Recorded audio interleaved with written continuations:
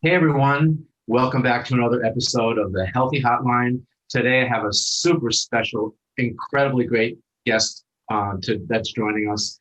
I've known Dr. Michael Rankin Jr. We call him Michelson because he's the one-off from his dad, and Dr. Michael Rankin, his father, and I are super close best friends. In fact, I think I start my day talking to his father and ending my every day talking to his father. That's how close for many years now. It got me to have an opportunity to get an appreciation of Michelson, his son, who we're interviewing today. And he has an incredible story. He works out of a practice that he started a couple of years ago in St. Louis, Missouri. His practice is mostly hands-on, but he also does virtual work, which is kind of cool too. And he focuses 70 to 80% of his focus is on pain management. And for all of you guys out there, if you don't know the stats on pain, about a third of the country talks about breakthrough pain. And for those of you that don't know what breakthrough pain is, 60% of the people so one third, about 100 million people talk about having some kind of pain. And breakthrough pain is defined as the pain, if it were the volume on the stereo and the stereo went up to 10, it would be like a 9 or a 10 out of 10, meaning that the pain is so impactful that they can't really think straight. They're not happy. They can't focus on work. They can't focus on their bliss or the things that makes them happy in life. And that's kind of a super alarming number. So it doesn't surprise me that Michelson, Dr. Rankin here, focuses on pain management because it's a broad category. You can do a lot to help people sort of right away. And today, I actually want to talk with Michelson about a very particular kind of pain that, in a funny way, he kind of stumbled into, treating a patient for something else that found his way into this little specialty. And this pain is so powerful or so impactful on your physiology that they actually call it suicide pain, meaning that the pain is so loud, the elephant is so big in the room that you don't want to live anymore. And I guess the stats on the suicides that come from having this kind of pain challenge is alarming enough that been given that name. So with that, um, Michael Rankin Jr., please give us a little bit of the backdrop on your education, your credentialing, how you kind of found yourself, and the kinds of things that you're doing today that are so important for all of us to know. Sure. Thanks so much, Robby. It's been such a great gift to become friends with you through Dad too. I just love you and Melody. You guys are amazing human beings. Uh, about 4 years ago, I was, talking to my dad about being bored one day, and he asked me if because I had a job at the time where I was really lucky. I only had to work, 7 to 8 months a year, and I'd take the winters off. And so I was talking about not having much to do one day, and everybody else is at work, and it's like snowing outside, and asked me if I wanted to help him sell some tests, help out some of the people that ride into the clinic. And so I started doing that, and then little things were added as we went along. And then after the first, I'd say 3 or 4 months, and I started seeing just the most jaw-dropping miracles, and that's the only way I have to describe it. Western medicine calls them spontaneous, miraculous healings. We hear that phrase a lot. That's literally their technical word for stuff they can't explain away. You're talking about Dad's practice in Dallas now, right? Yeah. Although he's Okay. moved from Dallas now to St. Louis, or back to just outside St. Louis now. So Right. I've got him back Exactly. in our home state, which is just wonderful. Um, so I started to, I figured that my life of leisure had not been fulfilling me, and I'd felt that way for several years. And so once you start seeing miracles, it's kind of hard to think anything else is that interesting. So I started a doctorate in naturopathy degree with Trinity School, and I finished that a couple of years ago. And I opened this office, I think in April, it's going to be 2 years. And it did focus truly on a lot of pain, because that's what Dad had focused on a lot in his practice for many, many years. And so with things that Dad has taught me, and then of course, you know, you're familiar with Dr. Lee Cowden and the group ACIM, Academy of Comprehensive Integrated Medicine, which is, I would say, you know, if anybody out there is a practitioner, medical doctor, any kind of health practitioner, I cannot suggest enough going to these Academy of Comprehensive Integrative Medicine seminars that they do, where they really do the hands-on training. And I've gotten to learn from, you know, not just Dr. Cowden, you know, I've got like 200, you know, training hours to with them now, probably more than that by this time. But, and I learned a lot in school, you know, with the statement I'm about to make. Don't get me wrong. I did learn a lot in school. My school was great. I love those people. But truly all the, and the term I use for them, Robby, is truly magic tricks, you know, because this is real life magic to me. You know, I've always been fascinated by like the illusionist stuff and stuff like that, but this is real life. You know, when someone comes in and they've got, you know, a headache that's been going on for 40 years of their 50-year lifespan, every day, all day, you know, and they turn into migraines about a quarter of the time and just knock them over. And they've seen probably upwards of 50 plus doctors, you know, chiropractors, acupuncturists, medical doctors, cranial sacral, anything, everything, shamans in the Amazon, you know, anything to get rid of this. And you know, hundreds of thousands of dollars, sometimes millions, you know, for these people. They've got real means, some of the people we work with. And I, like, you know, the headache I was talking about, literally, I shut that off like a light switch in about 5 minutes. You know, it might have been less. That's just when I asked her to check it, you know. So it's, you know, I feel like I've been really given the greatest gift I won the lottery on, you know, this gets me out of the bed in the morning to come in. When I get a phone call from someone that's coming in from out of town, and I get people from all over the country now, you know, and I've only been open less than 2 years, but some of these pains, you know, like sciatica, like trigeminal neuralgia that we're going to talk about here today, is, you know, for most of them, medical, you know, Western medicine has just written them off. There's nothing they can do for them, you know.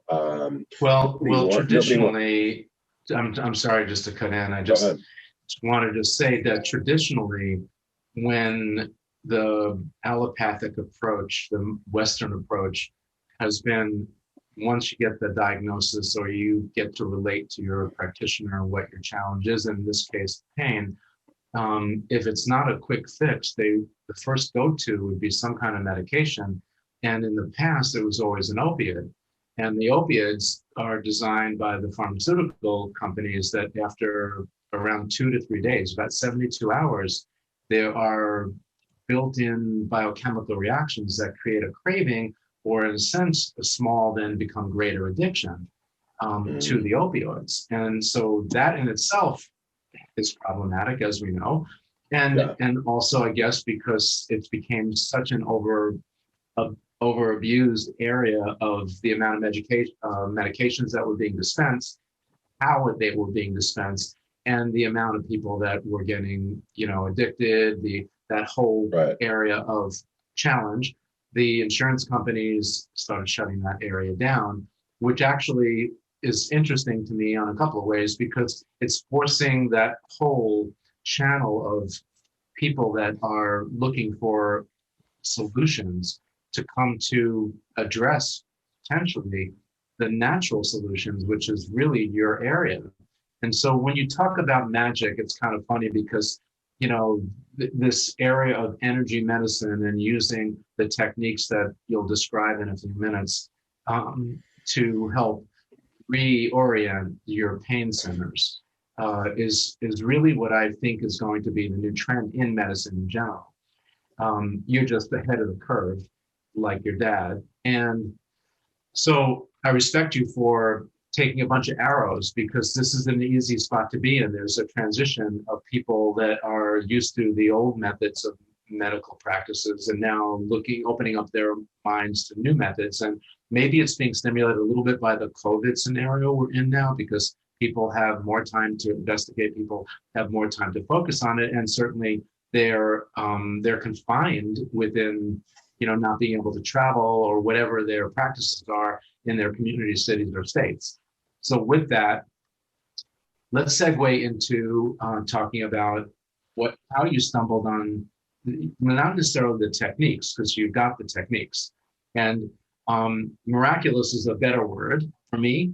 Magical is, the look on the person's face when they've been in pain for 10 years and you can bring them out of pain within 20 minutes. That's magical.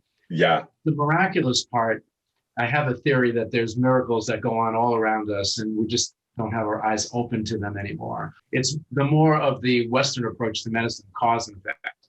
So let's segue into how we discovered what we discovered and the kinds of things that you're doing that are unusual.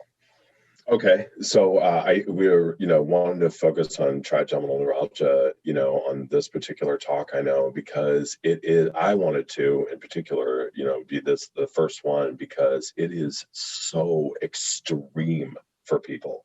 I mean, I have done this on 4 different people now. No, 5 actually. And the first one, the young lady came in. She had been dealing with this for like 15 plus years or something.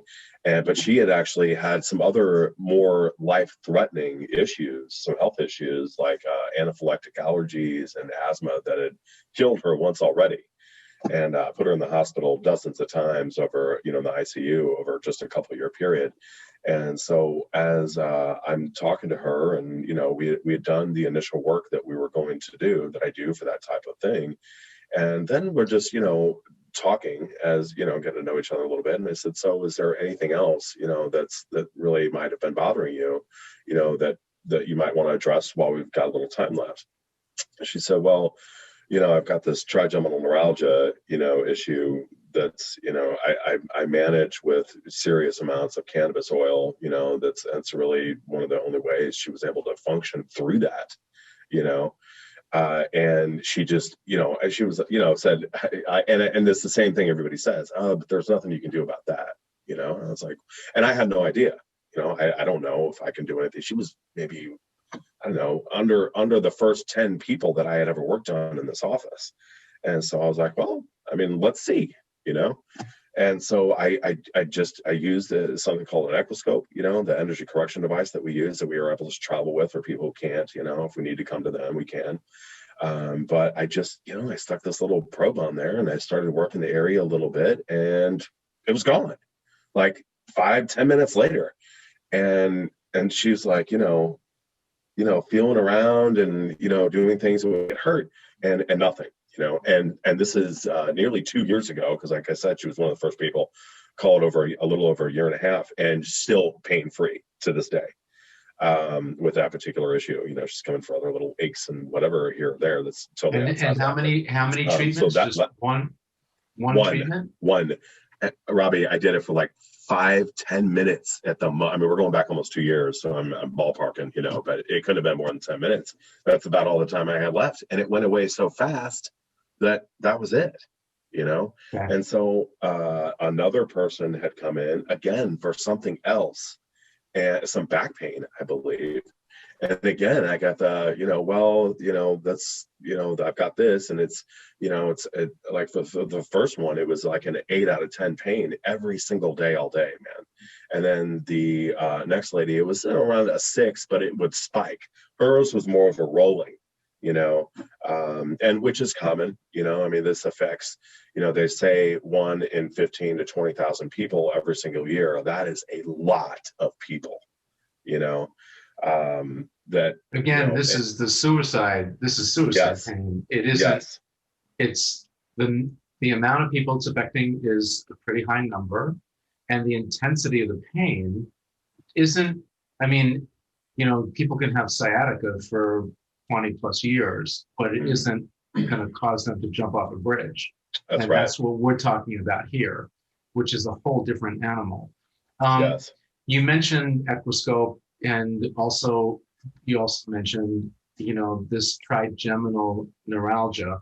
And so for some of the people that are just tuning in, they may not know what trigeminal neuralgia what that is exactly, what the trigeminal nerves are, where they're connected, and how close they are to basically mainlining to your So they're actually your quite a brain. large nerve, and they kind of emanate from this area of the jaw back here, right? And they're connected to several teeth, and they kind of spiderweb through the face and up into the cranium, you know.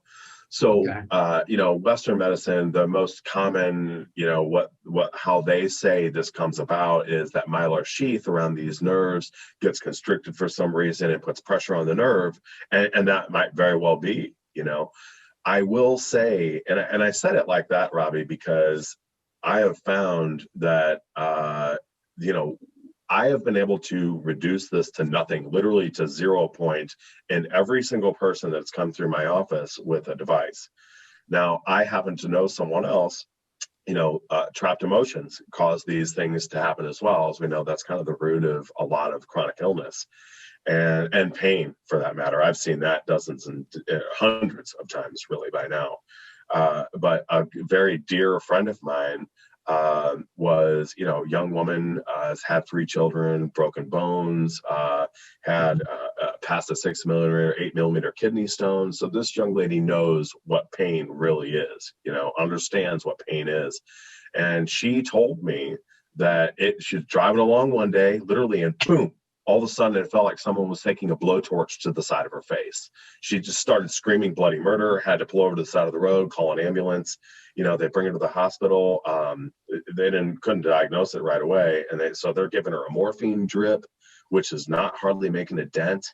I mean, she had gone through, you know, this is a natural medicine woman. Her mother's a naturopath, her grandmother's a naturopath. So they're trying everything, you know.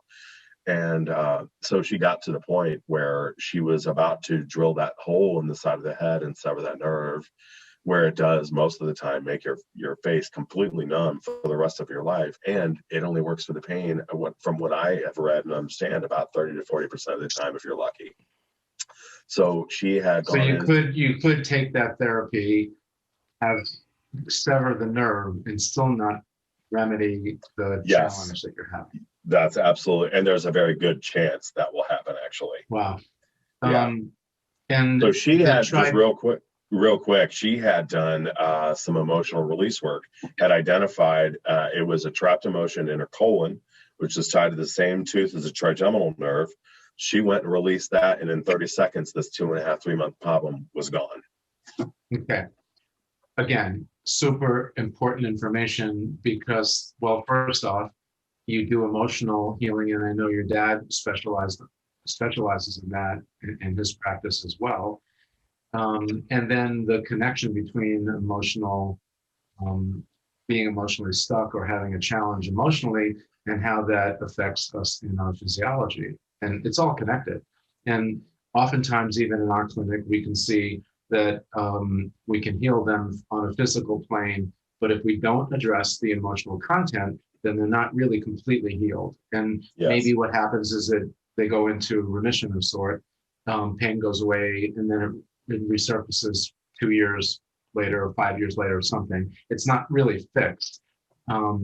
But certainly this is really an important component. And it's really nice to know that you're really addressing all aspects of the patient, not just on the physical plane, also the emotional part too. And the Ecoscope I'm familiar with, but people aren't necessarily out there are familiar with, and it uses energy. It uses different kinds of probes to basically find where there might be energy blocks in different meridians. So Correct. one side of the device is the diagnostic piece where you can actually find where the block is. And the other side, once you do, there's actually a therapeutic side where you can release the block with that device. And I know that Yes. you are, you've gone to multiple trainings, gotten certified, you know what you're doing with this device. And aside from using it in clinic, as you mentioned briefly before, it's a portable device. So if you had to go somewhere to help someone with their health, with their challenges, it's not far-fetched that you would do something like that, right? Oh, we do it all the time, because dad Okay. especially deals with a lot of very critically ill people who are just Right. unable to travel. I just talked to a woman in Arizona last week. I'm likely going out to see. I went out to Wisconsin about a month ago. just because they didn't want to travel. They had means, so it's easier for them to bring me on and work on their family. And then Right. The lady in Arizona has just had been homebound for nearly a year. Wow, amazing.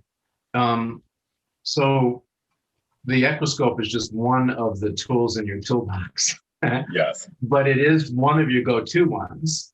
Yeah. And there's also a part of your practice that you focus on people that are toxic, or the best methods for detoxification. Yes. From our work at Therasage and the device developments that we make, one of them is the infrared sauna, and we focus a lot on detox protocols built around the sauna. But we do notice that there is a direct correlation between people's levels of toxicity and also their levels of inflammation. So oftentimes when I'm teaching, I talk about that inflammation and toxicity travel basically on the same highway. So we can lower their toxic burden in their bodies. We could also lower their inflammation.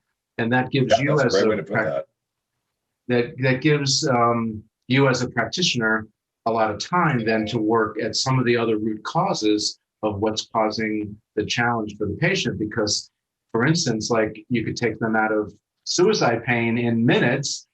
Now you might have an opportunity to dive in a little deeper as to some of the other, facets of their physiology, whether it be just physical or emotional or both. That's actually the root cause of some other challenges they may have. So again, you're back to, or I am with you, and one of the reasons why I love you is because you're one of those guys that fixes people, okay? And we have a lot of practitioners out there that kind of in their own practice, oftentimes will keep the patient on the hook where they're always coming back. And for you, you're building a reputation about being a practitioner that fixes someone, relying on that word of mouth, and maybe even the healthy hotline and vehicles like this to be a voice to get to them, for people to get to know you. And I'm so proud of your accomplishments, not just on a didactic point of view, but even what you've done in your clinic, the notoriety that you're getting, and also the fact that you're open. I mean, look at the serendipity of you discovering this one particular way that you can help so many people out there from potentially committing suicide, or just in their passion in their lives, taking that pain threshold off the plate. I mean, it's just, it's fantastic. So for people that want to get a hold of you, there's a direct phone number they can call, which is 314-899-9535. Yeah. That's the number to call. Then they can email you at painfreelifestl@gmail.com. So STL stands for St. Louis. That's PAINFREELIFESTL for St. Louis @gmail.com. Or they can go on your website and they can look at other testimonials of people that I've been on your site. It's amazing when you read what other people have said in their own words about your ability to fix them in many ways. And that would be painfreelifellc.com/testimonials. That's going to get them to that page. They can read more about the kinds of things that you're doing. So, and most of those are videos too. Frankly, Robby, I did not, and my initial reason I started doing those testimonials, they turned out to be nice for marketing and getting people, information out there. But I just didn't think anybody would believe me. I wouldn't have, So I was like, hey, would you mind saying that on tape? Because nobody is going to believe this coming from me. So I tell people all the time, because, you'll be out at a dinner party or something and people start talking about what do you do? And I'll start telling some fun stories because they're fun, And I so often, and I'm sure you've experienced this yourself, you see that look in their face, like they're listening, they're placating you, they don't believe a single word you're saying. And I'll just throw them a card and be like, listen, you don't have to believe me. Go here, listen to what they have to say and see if you believe them. Either they're telling the truth or they're in the wrong profession as an IT expert and should be in Hollywood, Well, seeing is believing, and certainly getting people, not just their own words, but be able to record their words, be able to video them. You can see from the whites of their eyes that they're authentic as you are. I'm so happy to have you. I hope this is the beginning of many of these interviews as you discover more techniques and become more seated in your community. We'll do everything we can to support you in your efforts. Before we're running out of time today on this video, but before we hang up, is there any kinds of things that we may have missed in this little interview that you want to impart, or just in general, some kind of statement that you'd like to say to the audience now? I get one of the questions is, if you had to pick one thing to do to make your health better, and this is one of those things that where if they're not, it's hydration. People not getting enough water and minerals, like those are the things. Listen, you run on electricity. You are electricity. We are a walking ball of electricity and frequencies, like literally. That's what makes us up, right? So if you're not conductive, if your body is not able to talk to itself, if cells aren't communicating with one another, the reason I'm able to shut off pain like sciatic pain, headaches, back pain that's been there for 20 years, sciatic pain that's been there for 15 years, headaches for 40 years, and I can literally, it goes off in like almost like a light switch. It's literally just about that fast. All we're doing is correcting electrical flow. That's it. And having everybody communicate to one another again, Right. So that's something to really keep in mind, Right. And many, various different cultures, like the whole Ayurvedic culture, the whole Eastern block of Chinese medicine is built around energy meridians, the flow of these various different frequencies through the body. What happens when those areas are blocked? I actually talk a little bit about this sometimes when I talk personalized about, I had a inguinal hernia fixed when I was in my 20s. So I had the old method, not the one where they put the netting in and so forth. And so they cut through my skin, they cut through a layer or two of the muscle. They find out where the area is they have to patch. They put my organs that might be outside the area in the cavity back in where they belong. They sew me back up, and they fixed me sort of on the physical plane. But what people don't realize is that when they're cutting through these muscles and these nerves and these various different layers of our tissues, they're also severing energy channels as well. Right. Western medicine does a great job at fixing the physical, but they really haven't spent a whole lot of time figuring out how to patch up the energy fields. And both of those worlds have to be connected and integrated in order for your body to operate fully. And so you are in an area that I love, and I love the fact that much of what you do is non-invasive. Even though you use a lot of clinical tools, you do a lot of diagnostics and so forth, many of the remedies that you have are ones that are non-invasive. They don't involve surgery. And in a few treatments, here you're talking about an extreme problem that you can fix in an extreme way because they're getting results almost instantaneously. But really mostly, and as you mentioned before, it's somewhat sustainable because the first patient you've had a chance to speak with a few years later, and they're still in good shape. In fact, probably what's more telling is if it was something that needed multiple treatments, after the first one getting relief, they would have been back in your face probably the next week saying, oh my God, whatever you did, do it again, do it again. So the idea that they haven't called back is probably more telling. Anyway, Dr. Michael Rankin Jr., you're amazing. Thank you for joining us today. Looking forward to our next interview.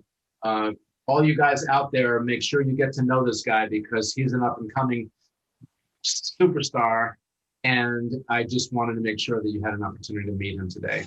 Have an awesome day. Thank you so much for joining us. Thanks so much, Robby, and thanks everybody. Have a great day. Thanks for listening to the Healthy Hotline today, hosted by Robby Besner.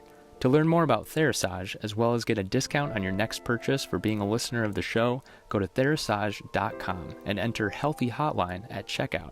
That's one word, Healthy Hotline, to get a special discount on your next Therasage purchase. Subscribe to the Healthy Hotline on YouTube or wherever you listen to podcasts, and we'll see you in the next episode.